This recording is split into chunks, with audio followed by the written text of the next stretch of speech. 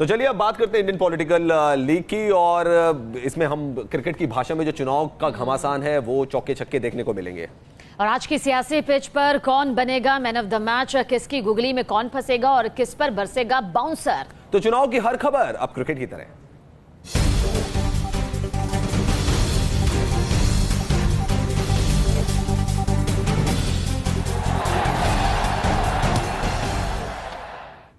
लोकसभा चुनाव में अभी 2 चरणों की वोटिंग होनी बाकी है, लेकिन सियासी पिच पर बैटिंग कर रहे नेता ऐसे उल्टे सीधे बयान दे रहे हैं जिसे सुनने के बाद यही लग रहा है कि भाई हम नहीं सुधरने वाले। चुनाव में अब काले अंग्रेज की एंट्री हो गई है और कुछ सियासी पिच पर चल रहा है, आप भी देखिए इस रिपोर्ट के जरिए। मोदी जी काले हैं तो क्या हुआ, दिल वाले हैं। मोदी जी काले हैं तो क्या हुआ, गरीबों के रखवाले हैं।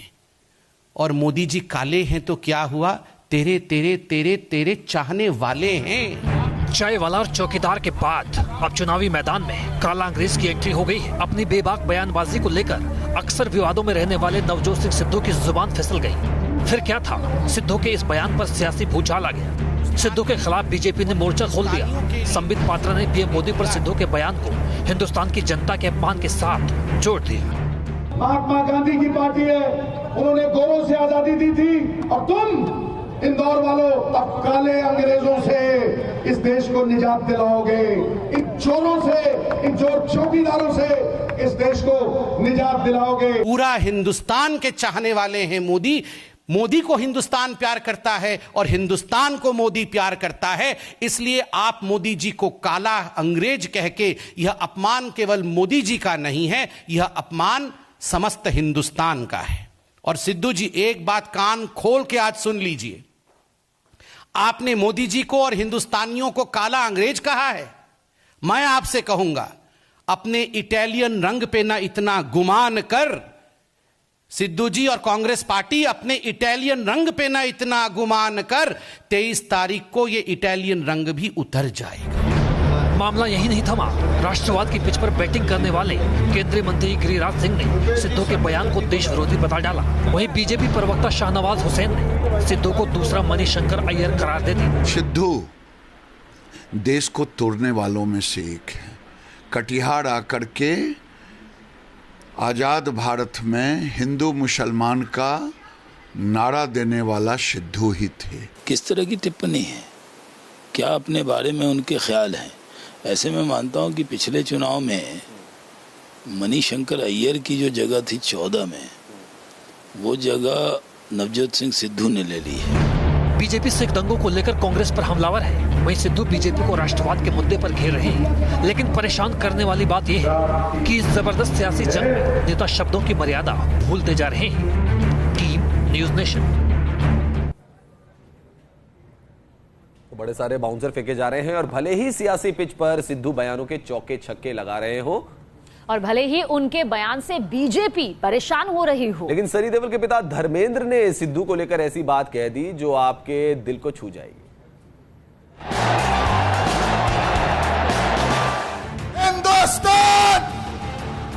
हिंदुस्तान जिंदाबाद है, हिंदुस्तान जिंदाबाद रहेगा। बॉलीवुड की माया नगरी से सियासी पिच पर उतरे सनी देओल पंजाब के गुरदासपुर सीट से चुनावी मैदान में हैं। अपने पसंदीदा एक्टर की एक झलक पाने के लिए लोगों की भारी भीड़ उमड़ रही है। गुरदासपुर से सनी देओल के उतरने के बाद ये सीट अचानक से चर्चा में आ गई। एक और जहां गुरदासपुर में सनी देओल लोगों के बीच सुर्खियां बटोर रहे हैं, तो वहीं अपने बेबाक बयानों के लिए मशहूर सिद्धू भी लोगों के बीच खूब वाहवाही बटोर रहे हैं। लेकिन आप ये सोच रहे होंगे कि भला सिद्धू का गुरदासपुर से क्या वास्ता, सनी और सिद्धू का जिक्र यहाँ एक साथ क्यों आ रहा है? तो इसका जवाब खुद सनी के पिता धर्मेंद्र से सुनिए। मेरे बेटे ही हैं यार, अब आमना सामना कुदरत कर दी तो क्या करें। मैं उनको भी प्यार करता हूँ। मैं कल मेरे लिए नवजोत सिंह सिद्धू ने जो मुझे प्यार दिया है, मैं सच में मेरे आंसू आ गए। एक बाप बेटा का रिश्ता, पहली मुलाकात में ऐसे लगा कि लॉस्ट फादर एंड सन मिल गए। जाहिर है सिद्धू और देओल परिवार के बीच रिश्ते काफी मधुर हैं। गुरदासपुर में बेटे सनी के प्रचार के लिए धर्मेंद्र माया नगरी से यहाँ पहुँच चुके हैं। बेटे के प्रचार के लिए धर्मेंद्र ने कमर कस ली है। देखिए, मुद्दे तो मुद्दे होते हैं तो कागजों में गुम हो जाते हैं। दर्द जानने आए, उनके दर्द क्या हैं, उनके दर्द महसूस हो जाते हैं। मुद्दे लिखे जाते हैं कलम से, दर्द यहाँ से महसूस हो जाते हैं। गुरदासपुर की सीट पर फिलहाल कांग्रेस का कब्जा है। बीजेपी ने इस सीट पर 4 बार जीत का स्वाद चखा है, लेकिन इस बार जीत किसे मिलेगी, इसके बारे में अभी सिर्फ कयास ही लगाए जा सकते हैं। Team news nation. और कहते हैं कि अगर क्रिकेट के पिच पर बैटिंग के दौरान चूके तो आउट होना तय है। अपने बयान से कम कांग्रेस नेता सैम पित्रोदा ने ऐसा ही कुछ कर डाला है। लेकिन बीजेपी भी ऐसे बयान देने में पीछे नहीं है। आपको दिखाते हैं कि किस कदर कांग्रेस और बीजेपी एक दूसरे पर बयानों के जरिए बाउंसर फेंक रहे हैं।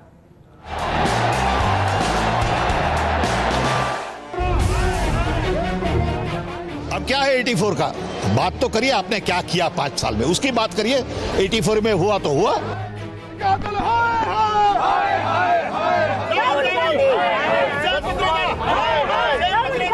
The statement I made was completely twisted, taken out of context, because my Hindi is not that good.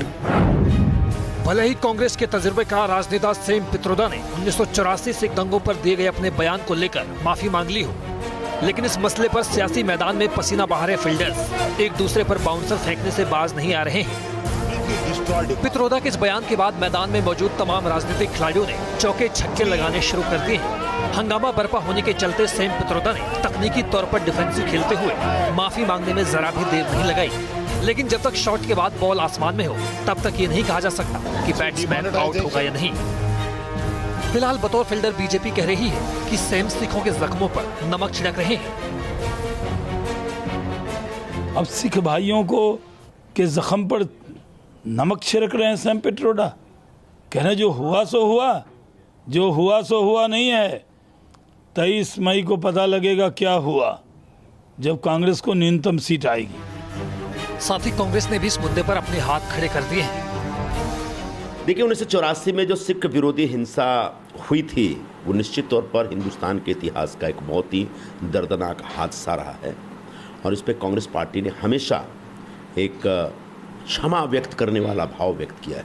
हमारे प्रधानमंत्री डॉक्टर मनमोहन सिंह भी इसके ऊपर क्षमा मांग चुके हैं, सदन में भी, सदन के बाहर भी। खुद सोनिया जी ने भी इसके ऊपर खेद प्रकट किया है। बहरहाल क्योंकि मौसम चुनावी है, लिहाजा इन दिनों बयानबाजी के बाउंसर और रनआउट के खतरों से तो इनकार नहीं किया जा सकता। Team news nation. और सियासी पिच की भागदौड़ के बीच नेताओं की दरियादिली भी कुछ इस तरह से सामने आ रही है। ऐसी एक तस्वीर सामने आई है भोपाल से। यहाँ सड़क हादसे में जख्मी शख्स को देखकर शिवराज सिंह चौहान ने सिर्फ काफिला ही नहीं रुकवाया बल्कि उसकी मदद भी की। एक गाड़ी में छोड़ा दो। अरे एक गाड़ी बुला लो ना, अपनी गाड़ी भेजो, एक अपनी गाड़ी भेजो। यहाँ एक शख्स सड़क हादसे के बाद दर्द से करा रहा था और बगल से एमपी के पूर्व सीएम शिवराज सिंह चौहान का काफिला गुजर रहा था। तभी शिवराज की नजर पड़ी तो उन्होंने काफिला रुकवा दिया। एक गाड़ी में छोड़ा। तपती गर्मी के बीच उन्होंने घायल को अस्पताल पहुंचाने के लिए गाड़ी का इंतजाम करवाया। एक गाड़ी अपनी गाड़ी आगे करो। शिवराज के कहने पर एक टैक्सी नंबर कार आई और फिर शिवराज सिंह ने अपने हाथों से कार का गेट खोलकर उस जख्मी युवक को कार में बैठाया और ड्राइवर को नसीहत भी दी, तो एक पुलिस वाले को भी साथ भेजा।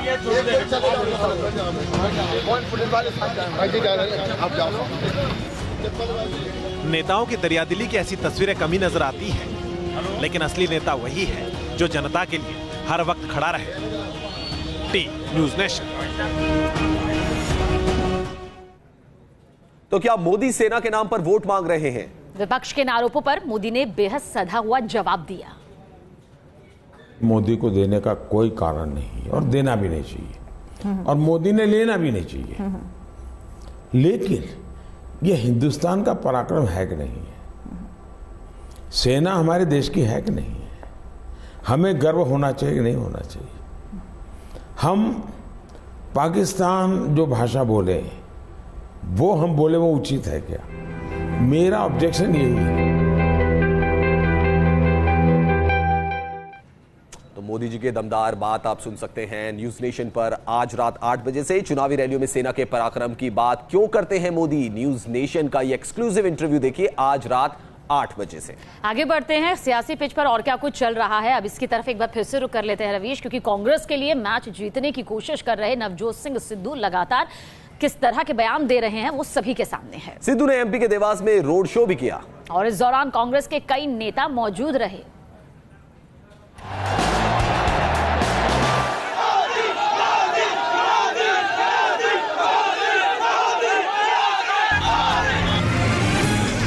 ...2019 के चुनावी मुकाबले में सिद्धू एमपी के देवास के चुनावी मैदान में चौके छक्के लगाने पहुंचे, लेकिन यहां उनका स्वागत मोदी मोदी के नारों से हुआ। सिद्धू कांग्रेस के स्टार प्रचारक हैं, इसलिए उन्हें एमपी के मैदान में उतारा गया है। देवास में सिद्धू ने खुली गाड़ी में सवार होकर रोड शो किया। इस दौरान कुछ लोगों ने मोदी मोदी के नारे लगाए। कुछ लोगों ने सिद्धू की सभा में हंगामा भी किया। सिद्धू ने देवास से कांग्रेस प्रत्याशी प्रहलाद सिंह टिपानिया के समर्थन में रोड शो किया। जिन जिन इलाकों से सिद्धू का काफिला निकला वहां बड़ी तादाद में समर्थक नजर आए। सिद्धू के रोड शो में कांग्रेस के कई नेता गाड़ी में सवार रहे। इस दौरान सिद्धू पर फूलों की बारिश की गई। सोमेश्वर मंदिर से रोड शो शुरू होकर तहसील चौराहे पर खत्म हुआ। हालांकि सिद्धू 2 घंटे देरी से रोड शो में पहुंचे, लेकिन उनके समर्थकों का जमावड़ा लगा रहा। News nation. Welcome back. Congress अध्यक्ष राहुल गांधी चंडीगढ़ के मैदान में बैटिंग करने उतरे, लेकिन बैट घुमाना अभी शुरू ही किया था कि माइक खराब हो गया। हालांकि माइक को ठीक कर दिया गया। इसके बाद राहुल ने पूरा भाषण दिया, लेकिन रैली के खत्म होने के बाद राहुल गांधी को काले झंडे दिखाए गए।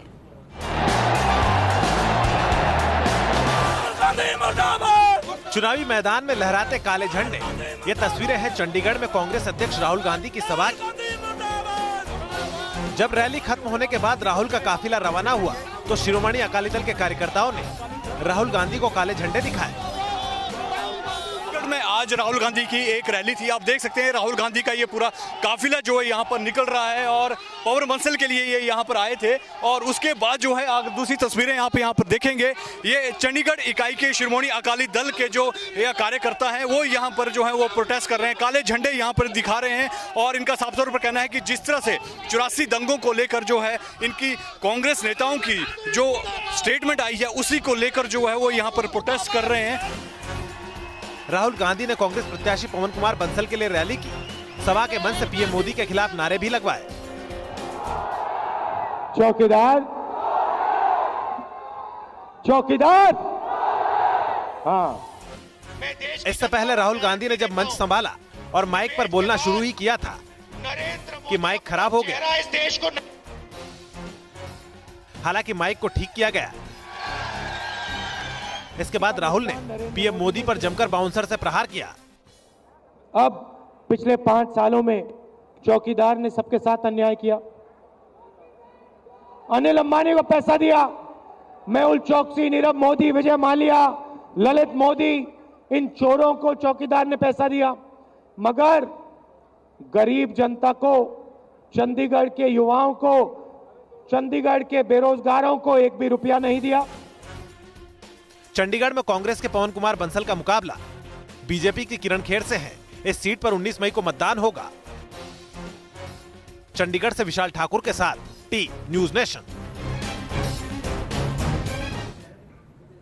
तो देखा आपने सियासी पिच पर क्या क्या नहीं होता। बहरहाल आगे बढ़ते हैं। अपनी चुनावी रैलियों में वंशवाद पर हमेशा आक्रामक क्यों रहते हैं मोदी? इसका क्या है बाबा भीमराव अंबेडकर से कनेक्शन? सुनिए मोदी की जुबानी। मैं वंशवाद की राजनीति के खिलाफ, और बाबा साहब आम्बेडकर को जिसने पढ़ा होगा तो बाबा साहब आम्बेडकर ने कहा है कि लोकतंत्र का अगर सबसे खतरनाक कोई दुश्मन है तो वंशवाद है। गांधी परिवार और वंशवाद पर पूरा ये इंटरव्यू देखिए आज रात 8 बजे सिर्फ न्यूज नेशन पर। और फिलहाल इंडियन पॉलिटिकल लीग में इतना ही। आप देखते रहिए न्यूज नेशन, क्योंकि खबरों का सिलसिला यहां कभी नहीं थमता।